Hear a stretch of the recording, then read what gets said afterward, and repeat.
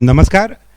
जैसे कि आप जानते हैं कि रीजनल साइंस सेंटर भोपाल का ये खास इनिशिएटिव है। पॉडकास्ट के माध्यम से हम जाने माने देश के वैज्ञानिक, शिक्षक और प्रख्यात ऐसे विशेषज्ञों से यहाँ मिलने का एक मौका हमारे पूरे जो डिजिटल संसार के हमसे जुड़े हुए लोग हैं सबको देते हैं। उसी क्रम में आज ये एपिसोड नंबर 4 है, जहाँ पर हम ऐसी कुछ बातें करने वाले हैं। और हमारे साथ आज जो शख्सियत हैं वो इंट्रोडक्शन करना उनके लिए मुझे लगता है मेरे लिए ठीक नहीं होगा, क्योंकि जिसको पूरा हिंदुस्तान जानता हो, देश दुनिया के लोग जानते हों, उन्हें इंट्रोड्यूस करने से अच्छा मैं यही कहना चाहूँगा कि Padmashri professor S C Verma sir हमारे बीच में आज हमारे स्टूडियो में हैं। सर, आपका बहुत बहुत स्वागत है। नमस्कार। नमस्कार। आपसे जब बातें करना है और हमने सोचा कि हम आपसे किन मुद्दों पर चर्चा करें, आपका इतना लंबा जीवन काल रहा है और आपने जिस रूप में भौतिकी के क्षेत्र में, शिक्षा के क्षेत्र में जो परिवर्तन के लिए एक प्रेरक बने हैं सर, पूरे हिंदुस्तान में एक फिज़िक्स के प्रति एक नई लॉ जागी है, उसमें आपका भी बहुत बड़ा योगदान है। हमें बड़ी खुशी है कि एक बहुत सक्सेसफुल इवेंट के बाद आज ये पॉडकास्ट आपसे करने का हमें अनुभव मिल रहा है। तो मैं आपसे सर ये जानना चाहूँगा कि हमारी जो ऑडियंस है पॉडकास्ट में, जो लोग हमें देख रहे हैं हमारे विभिन्न सोशल मीडिया प्लेटफॉर्म्स पे, आपके जीवन की शुरुआत हुई और आपने एक चर्चा भी की है कि नंबर बहुत महत्वपूर्ण नहीं होते हैं। तो आप सर स्कूल से लेके IIT तक के सफ़र को एक आम विद्यार्थी के रूप में अगर आप हमारे दर्शकों को बता सकें, ये सब कैसे हुआ आपके जीवन में?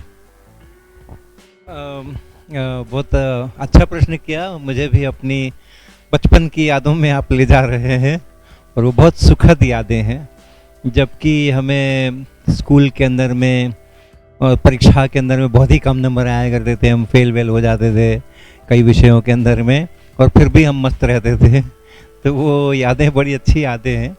सबसे अच्छी बात ये हुई कि मैंने स्कूल सिस्टम में क्लास 6 में पहली बार प्रवेश किया। उसके पहले मैं स्कूल नहीं गया था। मेरे पिताजी ने, मेरे घर वालों ने मुझे स्कूल भेजा ही नहीं था और खुद से भी कुछ नहीं पढ़ाया और कोई कि होम ट्यूशन वगैरह टाइप की कोई भी चीज़ नहीं रखी थी।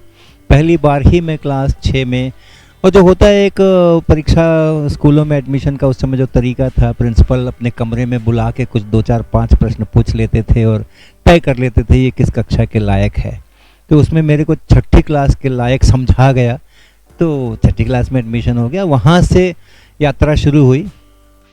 तो धीरे धीरे करते हुए और 4-5 साल तक तो हमें पता ही नहीं था कि मार्क्स क्या होते हैं, नंबर क्या होते हैं। हम तो खेलते खालते रहे, पढ़ने वढ़ने का तो कोई ज़रूरत थी नहीं। लेकिन क्लास में मैं हमेशा जाता था, क्लास बहुत ध्यान से सुनता था और उसमें से मैंने बहुत सीखा। और उसी में से शिक्षक बनने की प्रवृत्ति वहीं से जागृत हुई, क्योंकि इतनी अच्छी अच्छी चीज़ें गणित के अंदर में, भाषा के अंदर में और विज्ञान के अंदर में वहाँ पर अपने शिक्षकों से सीखने को मिली। तो लगा कि मुझे भी शिक्षक ही होना है। तो वो बड़ी एक महत्वपूर्ण जानकारी थी वो, अब जो कि मुझे अपने बारे में पता चल रही है अभी। और फिर वहाँ से हमारी यात्रा शुरू हुई है। क्लास समझो 10 में जब हम पहुँच रहे थे, उसके बाद से हमें पढ़ने में, किताब पढ़ने में रुचि हुई। पढ़ने में तो हमेशा रुचि थी। क्लास से मैंने बहुत कुछ सीखा है क्लासरूम से, लेकिन वो घर में आकर के और परीक्षा की तैयारी करना, ये मुझे गवारा नहीं था, इसीलिए नंबर खराब आते थे। 10वीं क्लास तक आते आते फिर वो हमने किताबें पढ़ना शुरू किया और वहाँ से यात्रा जो है उसका दूसरा चरण शुरू हुआ और फिर अच्छे नंबर आने शुरू हो गए। तो अच्छे नंबर आना जो है ना, वो एक बाई प्रोडक्ट है। अगर हम अच्छी प्रकार से सीखते हैं, चीज़ों को जानते हैं, बिना परीक्षा का भय रखे हुए। मेरे को कोई भय नहीं था परीक्षा का। खराब नंबर आने तो आने, क्या फ़र्क पड़ता है, बस पास हो जाना चाहिए।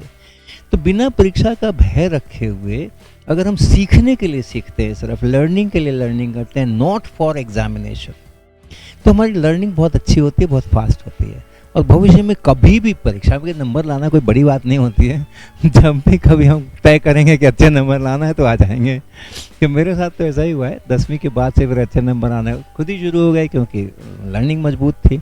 शुरू में जो मैंने क्लास 6 में पहला एडमिशन मेरा हुआ, वो भी लगता है मेरे लिए वरदान था, क्योंकि एक जो प्योर बच्चे की जो एक निश्चल सीखने की प्रवृत्ति होती है, और स्कूल सिस्टम कई बार उसके अंदर में बहुत अप्राकृतिक रूप से उसको मॉनिटर करने की कोशिश करता है, उसको मॉडिफाई करने की कोशिश करता है। मैं उससे बचा रहा करीब 10 साल की उम्र तक मैं अपनी स्वाभाविक प्रक्रिया से ही मेरा विकास होता रहा। जीवन से सीखा मैंने, घटनाओं से सीखा, परिवार से सीखा, बाजार से सीखा, खेल के मैदान से सीखा, छतों से सीखा, छप्परों से सीखा। वो जो 10 साल मुझको उस प्रकार का मिल गया, जो आजकल 3 साल भी नहीं मिल पाते हैं लोगों को, वो मेरे लिए एक बहुत बड़ी पूंजी समझ लीजिए कि वो मेरा वो सीखने का क्रम जो है वो बरकरार रहा। उसके बाद फिर तो बस वैसे ही चलता रहा। जो कॉलेज में मैं आया इंटर के लिए पटना साइंस कॉलेज में, तो वहाँ भी बहुत अच्छे शिक्षक मिले, तो वहाँ पे पढ़ने में और भी ज़्यादा रुचि हो गई। फिर दूसरे किताबें टेक्स्ट बुक के अलावा बहुत सारी पढ़ने लग गए। और सौभाग्य से हमारे 1973 में जो एग्ज़ामिनेशन होने चाहिए थे वो 1975 में हुए। 2 साल सेशन डिले हो गया आंदोलन वगैरह के कारण से, तो वो भी मेरे लिए बड़ा अच्छा रहा, क्योंकि लोग 2 साल के अंदर में पढ़ करके और ख़त्म कर लेते हैं। उसी कोर्स को मुझे 4 साल पढ़ने के लिए मिल गया, तो और भी बढ़िया रहा, और भी खूब ढेर सारा हम पढ़ पाए और भी बहुत कुछ सीख पाए। और इसीलिए बाद में जब IIT कानपुर में MSc के लिए मैंने टेस्ट दिया, इम्तहान दिया, तो बड़ी आसानी से सिलेक्शन हो गया। लगा ही नहीं कि मैं IIT के लिए या किसी बड़े इंस्टीट्यूशन के लिए परीक्षा दे रहा हूँ या उसके टेस्ट में अपीयर हो रहा हूँ। तो ऐसे करके मैं IIT पहुँचा। जी सर, जैसे कि आपने कहा कि सीखना, और आपने कहा कि इत्मीनान से जो आपको समय मिला वो भी बहुत बड़ा एक कारक रहा है कि शायद शिक्षा के प्रति झुकाव और साइंस या विज्ञान या विषय को बहुत बेहतर समझने का मौका भी मिला, और बिना किसी बाहरी दबाव के, स्वरुचि के कारण। तो कहीं ना कहीं आपके जीवन में आपके शिक्षक बहुत महत्वपूर्ण भूमिका रखते हैं। और अगर आप याद करना चाहें उन शिक्षकों के लिए जो आपके लिए प्रोफेसर SC वर्मा हैं, या वो उनसे भी कहीं ऊपर आपको लगता है कि वो आपके जीवन में स्थान रखते हैं, तो सर क्या उन लोगों के नाम आज इस पॉडकास्ट में आप दे पाएंगे? देखो, जो शिक्षक एक शेप देते हैं ज़िंदगी को, एक दिशा देते हैं ज़िंदगी को, उनको कैसे कोई भूल सकता है।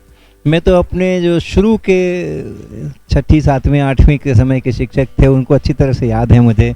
रामगति सिन्हा थे हमारे, जो कि गणित पढ़ाया करते थे। गया शंकर जी थे जो कि हमें फिज़िक्स पढ़ाया करते थे। नीलांशु मल्लिक थे जो कि हमें केमिस्ट्री पढ़ाया करते थे स्कूल के दिनों में।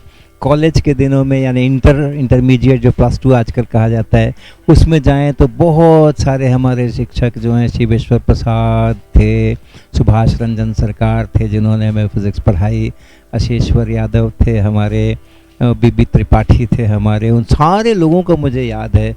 गणित के अंदर में एक से बढ़ कर के एक राजेंद्र सिंह जी, मेरे खुद बड़े भैया देवी प्रसाद वर्मा जी, और गिरधर बिहारी वहाँ हमारे गणित के अंदर में। सभी जो मुझे शिक्षक मिले हैं वही एक से बढ़कर के एक रहे हैं। किसी को भी मैं ऊपर और किसी को भी नीचे नहीं कह सकता हूँ। हर कोई प्रेरणा का स्रोत रहा है। IIT कानपुर आने के बाद जो शिक्षक हमें मिले हैं वो भी एक से बढ़कर के एक। तो शिक्षकों का तो कुछ कहना ही नहीं है। उन्होंने ही, भले ही मेरे को परीक्षा में नंबर नहीं देते थे वो, लेकिन उन्होंने मेरी ज़िंदगी को तो संवार दिया।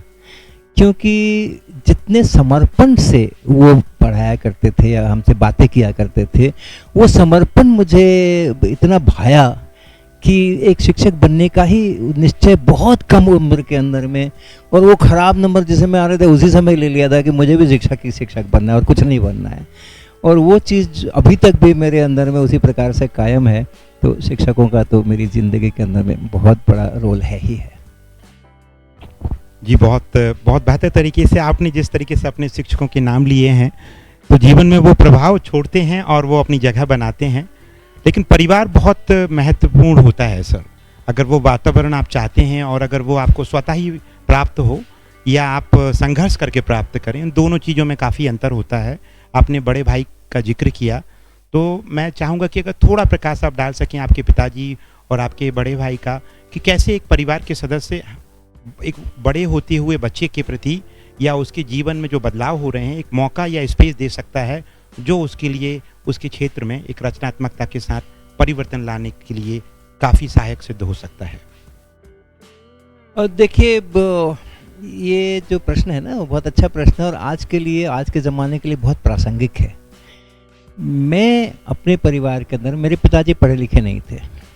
मेरे पिताजी ने 6 महीने भी स्कूल नहीं गया था अपनी ज़िंदगी के अंदर में। शायद एक दफ़ा बचपन में उनको स्कूल में ले जाया गया था, लेकिन वो 1-2 महीने के बाद से ही उन्होंने छोड़ दिया स्कूल, क्योंकि उनका बिल्कुल मन नहीं लगा स्कूल के अंदर में। और जो उस समय उनका परिवार था, उनके पिताजी चाचा जी थे, उनको भी कोई ऐसा नहीं था, अच्छा नहीं पढ़ता है तो कोई बात नहीं है, कुछ और काम कर लेगा। वो लोग भी ऐसा ही करते थे, वो भी पढ़े लिखे नहीं थे। तो मेरे पिताजी ने बिल्कुल पढ़ाई नहीं की, लेकिन एक उम्र के बाद 15-16 वर्ष की आयु के बाद उनमें पढ़ने के लिए इच्छा जगी। क्यों जगी? इसलिए कि वो एक बहुत अच्छे आर्टिस्ट भी थे। तो स्टेज पर एक्टिंग करना या स्टेज पर एक्टिंग जब हो रही है तो उसको देखना, ये उनकी हॉबी थी और वो चाहते थे खुद करना उस प्रकार का। तो नाटक की किताब खरीद करके और उसमें से डायलॉग बोलना भावना के साथ में और खुद से उसका अभ्यास करना, इसके लिए उन्होंने पढ़ना सीखा। और जब पढ़ना सीखा तो फिर वो बहुत कुछ पढ़ने लग गए। फिर उन्होंने बहुत सारा गणित भी पढ़ लिया, हिंदी भी पढ़ लिया, भाषा भी पढ़ ली, संस्कृत भी पढ़ ली, और इतना कर लिया कि उन्होंने एक विद्यालय खोला और उसमें उन्होंने खुद पढ़ाया और खुद ही वो उसके प्रिंसिपल भी थे, खुद ही टीचर भी थे, खुद ही उसके चपरासी भी थे, खुद ही उसके स्वीपर भी थे। और वो विद्यालय वहाँ समस्तीपुर में खोला गया था और समस्तीपुर का बेस्ट विद्यालय बनने में 1 साल का भी समय नहीं लगा। तो ये होता है, मैं जब कहता हूँ कि परीक्षाओं का कोई महत्व नहीं होता है, बहुत कम महत्व होता है परीक्षाओं का, सीखने का महत्व होता है। तो मेरे पिताजी उसके बहुत ज्वलंत उदाहरण हैं। उन्होंने कुछ भी परीक्षा नहीं दी, कभी भी किसी भी क्लास की परीक्षा उन्होंने नहीं दी, लेकिन जब उन्होंने पढ़ाने के लिए स्कूल खोल दिया और खुद से पढ़ाया, कोई टीचर बहाल नहीं किया, तो समस्तीपुर का शहर का सबसे अच्छा स्कूल बनाने में उनको 1 साल का भी वक्त नहीं लगा। और जब तक वो रहे वहाँ पर, तब तक उस स्कूल ने बड़े झंडे गाड़े, पढ़ाई लिखाई में, एक्स्ट्रा करिकुलर एक्टिविटीज़ में, ड्रामा में, स्किट में, तरह तरह की जो उसके आर्ट की चीज़ें होती थी। सरस्वती वंदना के समय, सरस्वती पूजा के समय में जिस तरह से वो एक छोटी छात्रा को और ट्रेन अप करके और उसको सरस्वती की मूर्ति की जगह रख देते थे वो, और उसके बाद घंटों लोग आते जाते रहते थे और लोग कहते थे ये मूर्तिकार कौन है भाई जिसने इतनी अच्छी मूर्ति बनाई है। फ़र्क समझ में नहीं आता था कि वो ज्वलन खुद जीवंत बच्ची वहाँ पर बैठी हुई है, इस प्रकार का। तो हर क्षेत्र के अंदर में इतना सारा विकास उन्होंने उसका किया। तो जो अपना लर्निंग है ना, जो अपने अपनी इच्छा से जो लर्निंग है, अपनी इच्छा से, अपनी प्रेरणा से, मुझे करना है इसलिए, किसी प्रेशर के बिना, किसी परीक्षा के भय के बिना, कोई परीक्षा नहीं देनी है उनको, लेकिन ये तो ऐसा ही मेरे को वातावरण मिला। मेरे बड़े भैया जो हैं, मेरे पिताजी ने उनको पढ़ने के लिए दिया और उन्होंने बहुत अच्छा किया, हर जगह गोल्ड मेडलिस्ट और फर्स्ट क्लास फर्स्ट वगैरह वगैरह। उनका करियर बहुत ही अच्छा है, मेरे से बिल्कुल विपरीत। लेकिन एक जो सबसे बड़ी चीज़ उन्होंने दी मेरे परिवार ने मुझे, वो ये दी कि उन्होंने मुझ पर विश्वास किया। उन्होंने कभी ये नहीं सोचा कि मुझे कम नंबर आते हैं तो मुझे किसी सहायता की, बाहरी सहायता की ज़रूरत है और इसलिए कोई ट्यूटर लगाओ, कोई ट्यूशन लगाओ या और कुछ करो। उन्होंने मेरे ऊपर यकीन किया और मुझको काउंसलिंग बहुत करते थे कि पढ़ो भाई, ऐसा कैसे चलेगा, पढ़ना चाहिए, परीक्षा में भी नंबर अच्छे आने चाहिए। काउंसलिंग बहुत की और उसका असर हुआ या नहीं हुआ, जो कुछ भी हुआ, लेकिन उन्होंने मेरे को ये एहसास कभी नहीं होने दिया कि मैं कमज़ोर हूँ पढ़ने के अंदर में, नहीं होने दिया। और ये बहुत बड़ा परिवर्तन का मील का पत्थर था वो।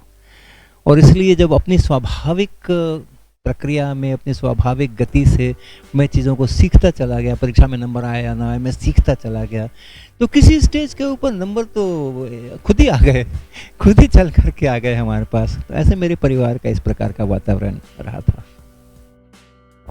बहुत ही ज़रूरी बात थी सर, और आपने जिस बखूबी से अपना ये मुझे लगता है उस समय में यात्रा करके उन चीज़ों को दोबारा जीवंत किया अपने मस्तिष्क में, तो ऐसा लग रहा था कि आप विजुअली हमें वो दिखाने का प्रयास कर रहे हैं। तो कहीं ना कहीं वो आर्टिस्ट आपके अंदर हमें भी झलक मिली। मैं आपसे जानना चाहूँगा कि सर आपके मन में वो विचार कब आया कि ये जो सबसे बहुप्रचलित पूरे प्रख्यात जो पुस्तक है कॉन्सेप्ट ऑफ फिज़िक्स वॉल्यूम 1 या वॉल्यूम 2 की बात करें, पटना विश्वविद्यालय के दिनों में था, या आपका वो क्षण समय कि हम उस क्षण में यात्रा करना चाहेंगे आपके साथ कि आपने कहा मैं अब ये किताब लिखूंगा, या आईआईटी कानपुर में आपने ये सोचा? और वो आईआईटी कानपुर की वो जर्नी किताब लिखने के इर्द गिर्द की जो कहानी है वो सूक्ष्म रूप में अगर सर हम जान पाएँ तो बड़ी अच्छी होगी हमारी ऑडियंस के लिए। जी बिल्कुल, क्योंकि अभी जो देश से मुझे प्यार मिल रहा है उसमें बहुत बड़ा जो रोल है वो उसी कॉन्सेप्ट्स ऑफ फिजिक्स का है, जो घर घर के अंदर में मुझे जिसने पहुंचाया है। घर घर के अंदर में किताब जो है H.C. वर्मन नाम, ये किसी न किसी अलमारी में किसी न किसी टेबल पर पढ़ाई मिलता है घर घर के अंदर में। तो इस किताब का बहुत ज़बरदस्त प्रभाव है मेरी अभी की ज़िंदगी के ऊपर। उसकी शुरुआत ऐसे हुई थी कि आईआईटी कानपुर से एमएससी पीएचडी करने के बाद मैंने ये तय किया था कि जिस कॉलेज में मैंने बीएससी पढ़ा है, एमएससी में जाने के पहले पटना साइंस कॉलेज, मैं वहाँ जा कर के पढ़ाऊँ। और वहीं से मैंने इंटर भी किया था। उस समय इंटर नहीं बोलते थे उसको, या +2 नहीं बोलते थे, लेकिन वो अभी के 11वीं 12वीं के समकक्ष। तो वो मैंने पटना साइंस कॉलेज से किया था और मेरा बहुत मन था कि मैं पटना साइंस कॉलेज में ही जा कर के वहाँ पे पढ़ाऊँ। तो वहाँ पे मुझे वो 11वीं 12वीं वाले क्लास मिला करते थे हर साल, क्योंकि ज़्यादा संख्या तो उन्हीं बच्चों की होती है, सेक्शन ज़्यादा उन्हीं के होते हैं, तो क्लासेस भी ज़्यादा उन्हीं के मिलते हैं हमें। बीएससी ऑनर्स एमएससी पढ़ाने के क्लासेस कम होते थे, उसके ज़्यादा होते थे। तो यहाँ पे मेरी आईआईटी की ट्रेनिंग काम आई। आईआईटी कानपुर में जब मैं 2 साल की एमएससी और फिर 3 साल की पीएचडी 5 साल रहा हूँ, तो वहाँ जो एक विज़न का अपने एक दृष्टिकोण का विस्तार हुआ, और साइंस कैसे पढ़नी पढ़ानी, अनुभव करना साइंस का, जीवन के साथ साइंस को जोड़ना, ये जो वहाँ से सीखा था मैंने, वो अपने यहाँ +2 में मैंने पढ़ाते समय में उसको इम्प्लीमेंट करने की कोशिश की। तो अब उसमें सबसे बड़ी बाधा ये थी कि मैं अपने लेक्चर प्लान्स कर सकता था अपने अनुसार, लेकिन उसके बाद घर पे जाकर के बच्चों के पास में कोई रीडिंग मटेरियल उस प्रकार का नहीं था। तो 4-5 साल के लगातार इस प्रकार के अनुभव के बाद ये समझ आया कि मेरा इतना सारा पढ़ाना उतना कारगर नहीं हो सकता है ब्लैक बोर्ड के ऊपर, जितनी शिद्दत से मैं पढ़ा रहा हूँ, जितने अलग ढंग से मैं पढ़ा रहा हूँ, लोगों में एक संस्कार, विज्ञान का संस्कार देने की कोशिश कर रहा हूँ। तो वो सब कुछ उतना फलीभूत नहीं हो सकता जब तक कि घर पे पढ़ने के लिए मटेरियल ना हो। तो इस कारण से फिर हुआ कि ऐसी किताब अगर नहीं है तो फिर मैं लिखूंगा। तो ये चुनौती मैंने स्वीकार की कि अभी तक अगर किसी ने नहीं किया है तो ये मेरे ही जिम्मे है, मेरे ही जीवन काल के अंदर में इसको होना निश्चित है, तो मैं ही उसको करूँगा। ऐसे करके उसकी परिकल्पना आई। फिर मैंने थोड़ा सा ट्यूशन्स करना शुरू किया अपने घर के अंदर में, और वो ट्यूशन्स जो थे वो हमारे इस किताब के लिखने का एक प्रैक्टिकल वो लैब थी वो।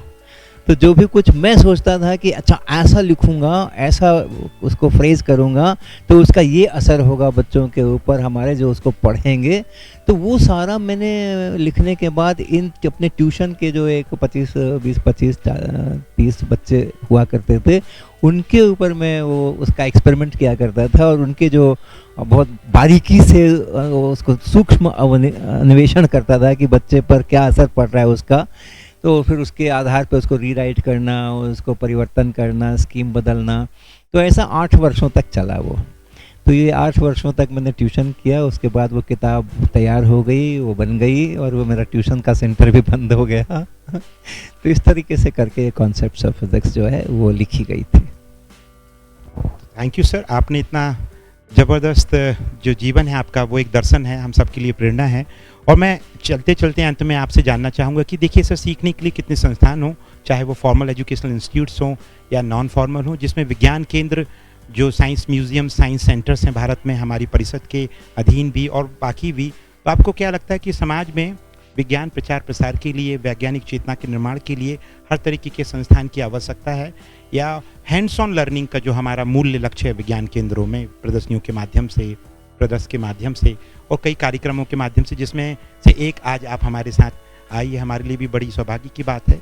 तो आपके विचार जानना चाहूँगा कि science centre, science museum movement हमारे लिए कितना ज़रूरी है, और हर विद्यालय, महाविद्यालय और परिवार को क्यों कुछ दिनों के लिए, कुछ समय के लिए वो ट्रेडिशनल सिस्टम से बाहर आते हुए कुछ समय विज्ञान केंद्र में बिताना चाहिए।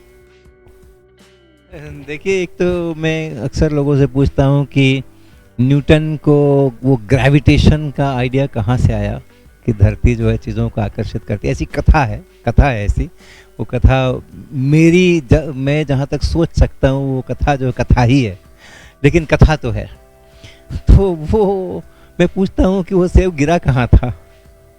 तो वो सेब जो होते गिरते हैं ना, वो बगीचे में गिरते हैं, वो क्लासरूम में सेब नहीं गिरा करते हैं। तो क्लासरूम से कुछ बड़े नए आइडियाज आए, लोग कुछ नया सोचें, प्रकृति का अवलोकन करें और उनके रहस्यों को जानने के लिए कोई प्रश्न उनके मन में उपस्थित हो, फिर उस प्रश्न का वो उत्तर ढूंढें और इस तरीके से अपनी विज्ञान की यात्रा को वो एक बड़ा जंप दें। ऐसा क्लासरूम में होने की संभावना बहुत कम होती है, क्षीण होती है। क्लासरूम में एक निश्चित सिलेबस होता है, एक टाइम टेबल होता है, इतने महीने के अंदर में ये पढ़ना है। तो ऐसा जो रेजिमेंटेड टाइम टेबल होता है उसके अपने फ़ायदे हैं, उसके अपने उस दक्षता उससे निर्माण होती है। लेकिन ओरिजिनल आइडियाज़, प्रश्न खड़े होना, प्रकृति को देखना, समझना, कुछ घटना हो रही है उसको देखना और देख करके फिर उसका विश्लेषण करना, ये चीज़ें जो है ये नहीं होती हैं। तो साइंस के प्रति दृष्टिकोण का निर्माण ये क्लासरूम में जितना हो सकता है, क्लासरूम के बाहर उससे ज़्यादा तेज़ी से हो सकता है। तो इस रूप में जो साइंस सेंटर्स हैं, साइंस म्यूज़ियम्स हैं, उनकी बड़ी भूमिका है। और स्कूल्स के, कॉलेजेस के विद्यार्थी जब ऐसा विज़िट करते हैं और वो कुछ नया कुछ होता हुआ देखते हैं और उसका आनंद लेते हैं सबसे पहले, और उसके बाद फिर उसके तह तक जाने की कोशिश करते हैं। और जो सेंटर्स के जो लोग होते हैं, उनके जो वैज्ञानिक होते हैं, जो उसके लोग होते हैं जो कि उसको करते हैं, प्रचार प्रसार में जो लगे होते हैं, वो फिर उनकी सहायता करते हैं। थोड़ा सा कर पाते हैं, ज़्यादा नहीं कर पाते हैं। वो क्लासरूम नहीं है कि उनको वो इक्वेशन सॉल्व करके करेंगे, लेकिन उसके बाद वहाँ से एक बीज का अंकुरण होता है और कुछ इवेंट्स को देख करके समझने की जो एक स्वाभाविक मनुष्य की प्रक्रिया होती है, उसका यहाँ पर निर्माण होता है। ये इसकी बड़ी भूमिका है इस तरह के सेंटर्स की। सर बहुत बहुत धन्यवाद आपका बहुमूल्य समय देने के लिए। और जैसे कि आप सब जानते हैं कि पॉडकास्ट हमारी यूट्यूब चैनल का एक खास इनिशिएटिव है, लेकिन ये हर प्लेटफॉर्म पे ये अवेलेबल है हमारे, तो आप सब्सक्राइब ज़रूर करें। और मैं आपको कुछ QR कोड्स दिखाएंगे हम, जिस पे ज़रूर आप समय मिलता है तो आप स्कैन करें, कनेक्ट रहें, क्योंकि ये डिजिटल कनेक्टिविटी का समय है। और जैसा कि सर ने भी कहा, सर का कहना हमें बहुत ही प्रेरक लगता है कि जुड़ें और उस माहौल में भी आप जिएं। विज्ञान केंद्र आएँ, विज्ञान म्यूज़ियम सेंटर्स आएँ, साइंस म्यूज़ियम्स आएँ, म्यूज़ियम्स जाएँ, जू जाएँ, बाहर वाइल्ड लाइफ एक्सप्लोर करें, ऐसी तमाम जगह जहां शायद कोई सेब गिर रहा हो। तो चलिए उसी बात पे इस कार्यक्रम को हम यहाँ समाप्त करते हैं। बहुत बहुत धन्यवाद सर आपको हमसे जुड़ने के लिए, और हमारी ऑडियंस को कि ऐसे ही हमारे कार्यक्रम आते रहेंगे। प्लीज़ स्टे ट्यून और अगले एपिसोड का इंतजार करिए। तब तक के लिए हम आपसे विदा लेते हैं। नमस्कार।